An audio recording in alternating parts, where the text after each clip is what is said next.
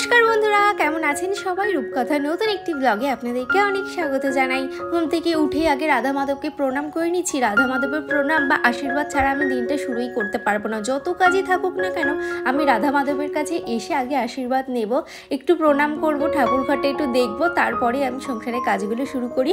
আর এখানে বসে দিয়েছি মাম্মামের দুধটা যতক্ষণ গরম হচ্ছে ততক্ষণ আমি একটু উষ্ণ গরম জল খেয়ে নেবো। হ্যাঁ, এই উষ্ণ গরম জল খেলে না সকালে প্রচণ্ড ভালো। উষ্ণ গরম জল খাওয়া যেমন নিজেকে অ্যাক্টিভ রাখা যায়, তার সাথে সাথে যদি কনস্টিপেশন থাকে তো সেটাও ক্লিয়ার হয়ে যায়, আর সাথে সাথে কিন্তু নিজের অনেকটা হালকা লাগে। আমি এই 2 মাস ওয়েট লস জার্নি করছি, তবে আমি কিন্তু এখনও আপনাদের সাথে কোনো খাবার দাবার শেয়ার করি, কারণ আমি নিজের জন্য স্পেশাল কিছু বানাই না। আমি বাড়ির খাবার দাবার খেয়ে এবং নিজের মধ্যে কিছু লাইফস্টাইল চেঞ্জ করে একটু ওয়ার্কআউট করে কিন্তু আমি আমার 2 কিলো ওজন কমিয়েছি। সত্যি কথা বলতে আমি নিজেকে এখন অনেকটা হালকা মনে করি, আর এখন তাড়াতাড়ি করে সব কাজ আমি গুছিয়েও নিতে পারি, কোনো রকম কষ্ট হয় না।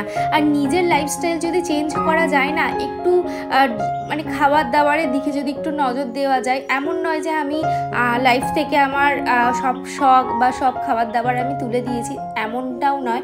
আমি সব কিছুই খাই, তবে একটু পরিমাণে অল্প। আর এদিকে দেখুন, চাল ধোয়া জলটা আমি গাছের গায়ে দিয়ে দিলাম। স্বস্তিকা লাইফস্টাইল আমাকে কমেন্ট করেছে, তোমাকে ওই কথাটা বলেছিলাম বলে তোমার খুব খারাপ লেগেছে, সরি গো, বুঝতে পারিনি এতটা কষ্ট পাবে। আর তোমার ভিডিও আমি প্রত্যেক দিন দেখি, তোমাকে আমার খুব ভালো লাগে দিদি। Thank you so much. আর একটু হলেও খারাপ লেগেছিল তোমার ওই কথাটা শুনে, যে আমার মনে হলো যে এই কথাটার উত্তর দেওয়া উচিত, যেটা আমি করিনি বা যেটা আমার ওপরে তুমি বলেছো, তো সেটা নিয়ে একটু কষ্ট পেয়েছিলাম। তো ঠিক আছে, তুমি এখন দিদি বলে ডেকেছো, তো সেখানে আর রাগ অভিমান কিছুই থাকে না। তো আমার যেটা মনে হলো যে এইটা আমার বলা উচিত বা তোমার কমেন্টে রিপ্লাই করা উচিত, তাই আমি করেছিলাম। দীপান্বিতা আমাকে কমেন্ট করেছে, আমার মিষ্টি দি ভাই, খুব সুন্দর লাগলো আজকের ভিডিওটা, খুব সুন্দর করে ঘর পরিষ্কার করলে, দেখে খুব ভালো লাগলো। থ্যাংক ইউ দীপান্বিতা, তুমি যে আমাকে প্রত্যেক দিন এত সুন্দর সুন্দর কমেন্ট করো এবং আমাকে প্রত্যেক মুহূর্তে মোটিভেট করো। তোমার এই এক একটা কমেন্ট আমার প্রচণ্ড ভালো লাগে। যেমন নমনীতা দিদিভাই আমাকে প্রত্যেকবার কমেন্টে আমাকে মোটিভেট করে, আমার ভালো চাই, তো তুমিও তাই। তো থ্যাংক ইউ সো মাচ। আর তুমি ওই মিনি টপগুলো লিঙ্ক চেয়েছো, আমি না কোথাও খুঁজে পাচ্ছি না, জানো তো। যদি পাই অবশ্যই তোমাকে আমি আগে দিয়ে দেবো কমিউনিটি পোস্টে। আর তুমি যদি ইনস্টাগ্রামে অ্যাক্টিভ থাকো তাহলে অবশ্যই আমাকে একটা মেসেজ করো। আর এখানে সব কিছু আমি জোগাড় করে নিয়েছি। আজকে 11 রাইস কুকারের মধ্যে করব ঘুগনি। আমার প্রেশার কুকারের কাজও মিটে যাবে, এদিকে আমার কড়াইয়ের কাজও মিটে যাবে একটা জিনিসের মধ্যে। আর এদিকে দেখুন, পেঁয়াজ, আদা, রসুন সমস্তটাই আমি খুব ভালোভাবে পেস্ট করে নিয়েছিলাম, তেলের মধ্যে দিয়ে আমি কষিয়ে নিয়েছি। তারপর চিকেনটা দিয়ে খুব ভালোভাবে কষিয়ে নিয়ে সিদ্ধ করে রাখা বুট এবং আলুটা দিয়ে আমি জল দিয়ে ঢাকা রেখেছি, এবং এই হচ্ছে ফাইনাল। আর সকালে টিফিন কিন্তু আমাদের জমজমাট রুটি আর ঘুগনি, চিকেন ঘুগনি, আর এটাও আমার সন্ধ্যেবেলাতেও হয়ে যাবে। আচ্ছা, তোমরা যদি এই রাইস কুকারটা কেউ পারচেস করতে চাও, অ্যামাজন থেকে ইজিলি পারচেস করতে পারো, লিঙ্ক আমার ডেসক্রিপশানে দেওয়া আছে।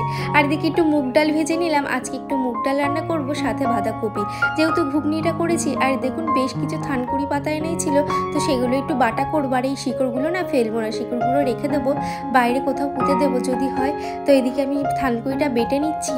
আর এই থানকুড়ি বাটা খেতে আমার প্রচণ্ড ভালো লাগে, গরম ভাতে খেতে তো আরও ভালো লাগে।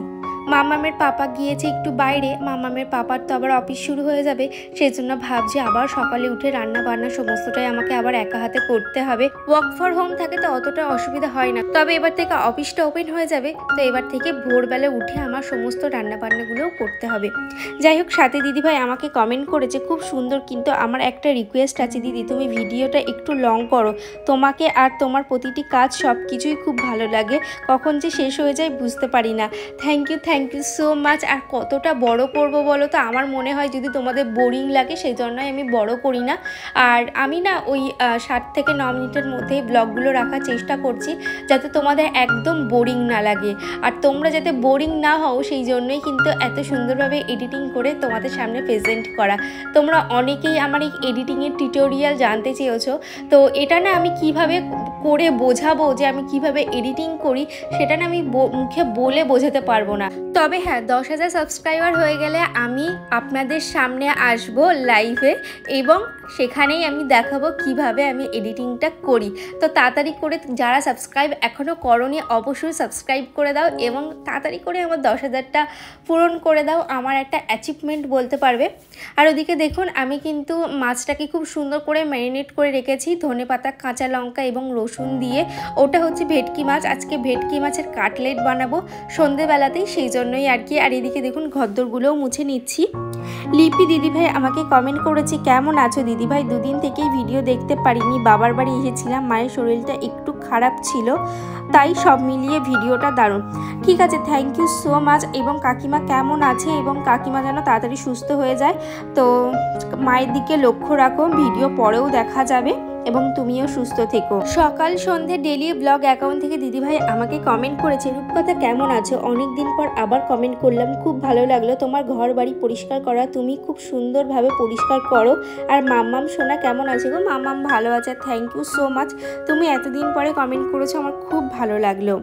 পূজা দিদিভাই আমাকে কমেন্ট করেছে, এত লোকের কথায় কান দিও না, লোক না জেনে শুনেই অনেক কিছু কমেন্ট করে। হ্যাঁ গো, আমি না নেগেটিভ কমেন্টে খুব একটা রিপ্লাই করি না, তবে মাঝে মধ্যে যখন খারাপ লাগে, আমিও তো একটা মানুষ, মানে তোমাদের কাছ থেকে যখন কোনো রকম নেগেটিভ কমেন্ট পাই না, আমার প্রচণ্ড মানে খারাপ লাগে, আমার সারা দিনটাই মনে হয় ওই কমেন্টটাই মাথায় ঘোরে। তবে যখন আমি আপনাদের কমেন্টগুলো সব পড়ি না, তখন ওই একটা কমেন্ট কোথায় হারিয়ে যায় আমি বুঝতেও পারি না।